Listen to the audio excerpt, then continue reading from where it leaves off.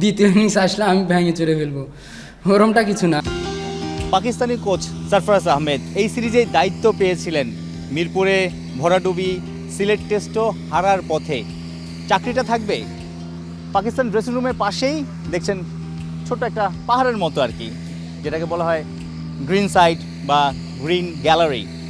অন্তত এই পাহাড়টা দেখে হয়তো পাকিস্তানি ব্যাটাররা একটু অনুপ্রেরণা পেতে পারে যে পাহাড় সম টার্গেট, এই পাহাড়ে এখান থেকে পাশে দর্শকরাও বসে খেলা দেখেও খুব সহজে উঠতে পারে, তারাও নিশ্চয়ই এই পাহাড় সম টার্গেট 437 রান টপকানোর চ্যালেঞ্জটা নিবে এবং টপকাতে পারবে, সেই বিশ্বাসটা তারা রাখবে। আসলে বিশ্বাস রাখা যায় কিনা, কন্ডিশনটা কেমন আছে, পাকিস্তান শিবিরে সেই পজিটিভ এনার্জিটা কি আছে কিনা, প্রেস কনফারেন্সে ওমর গুল সেই বার্তাই দিলেন। Chase 437 runs. So for that, you have to be brave and you have to play positive cricket.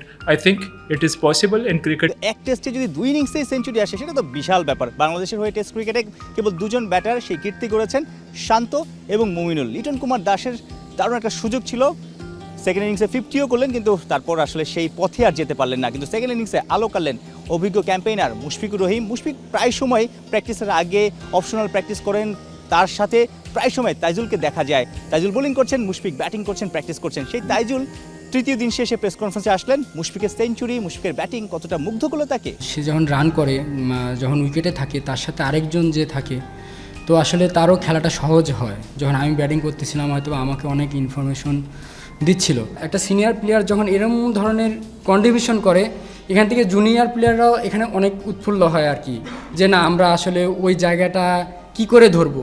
একটা সময় বাংলাদেশ একটা পেস বোলার নিয়েও ম্যাচ খেলতো, টেস্ট ম্যাচ খেলতো। সে সময় স্পিনারদের মধ্যে সাকিব, তাইজুল, মিরাজরা ছড়ি ঘোরাতো। সাম্প্রতিক সময় পেসাররা এত ভালো করছে, স্পিনাররা যেন একটু আড়ালে পড়ে গেছে। তাইজুলের সেই রকম পারফরমেন্স আসলে নজরে আসছে না। পাকিস্তান যে বড় টার্গেটে নামবে, সেই জায়গাটাতে তাইজুলকে স্পটলাইট কাটতে পারবে। দ্বিতীয় ইনিংস আসলে আমি ভেঙে চড়ে ফেলবো, ওরমটা কিছু না। পেস বলার থেকে শুরু করে, স্পিনার থেকে শুরু করে সবাই ভালো করতেছে, মিরাজও ভালো করতেছে। এখানে ভালো করাটা বিষয়, যে আমি এজ এ তাইজুল আসি জন্য দ্বিতীয় ইনিংসে আমারই সব করতে হবে এরকম কোনো কিছু না।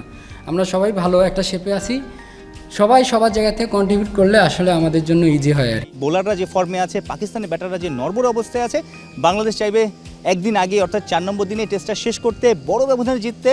এর পরের অ্যাসাইনমেন্ট যেহেতু অস্ট্রেলিয়াতে, 23 বছর পর অস্ট্রেলিয়াতে টেস্ট ক্রিকেট খেলতে যাবে, একটা বড় শক্তি নিয়ে, কনফিডেন্স নিয়ে, এবং অস্ট্রেলিয়াকে জানান দিতে চাইবে যে আমরা বড় ব্যবধানে পাকিস্তানকে হারিয়ে এসেছি, আমরা এখানে দারুণভাবে লড়াই করতে চাই। সাইফুল রূপক, 71, সিলেট।